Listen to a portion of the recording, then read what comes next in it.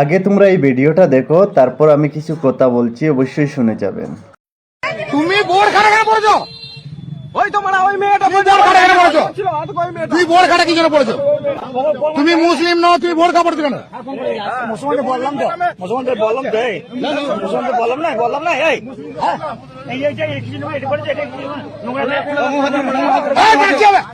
মুসলিমদের নাম খারাপ হচ্ছে। মুসলিম মেয়ে তুমি মুসলমানদের মেয়ে মুসলমানদের মেয়ে নয়, এটা মুসলমানদের মেয়ে আছে।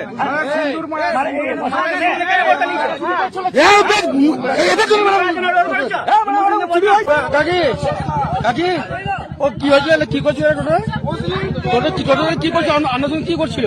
আমি পেটটা হাতে নিয়ে বসছি, পেটটা এরকম চেপে ই করে এর ভিতরে আমি তাকিয়ে দেখছি হাতটা এখানে।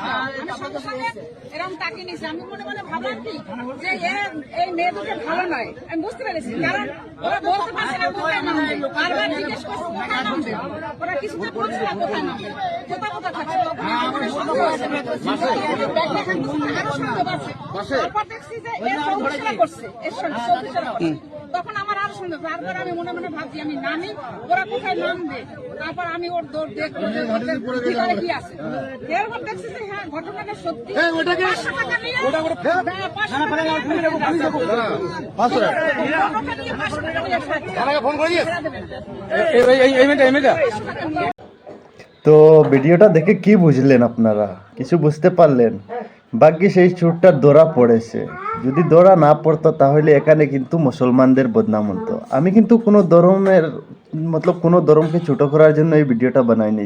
যারা চোর হয়, আতঙ্কবাদী হয়, তাদের কোনো তো ধর্মই না থাকে। বুঝতে পারছেন না? এই যে মহিলার পাশে বসেছিল, এই বুর্গাওয়ালা মহিলাটা, যদি ধরা না পড়তো তাহলে তো মানুষ ভাবতো যে এখানে মুসলমান একটা মানুষ বসেছিল, সেই জন্য মুসলমানের উপরেই আসতো। কিন্তু ধরা পড়ে গেছে, ভাগ্যিস ভালো হয়েছে, এদের আসল পর্দাটা ফাঁস হয়ে গেছে। তো গাইস, ভিডিওটি যদি ভালো লেগে থাকে তাহলে ভিডিওটি শেয়ার করে দিবেন, আরও আমার পেজে নতুন হয়ে থাকলে পেজটি ফলো করে দিবেন। ধন্যবাদ।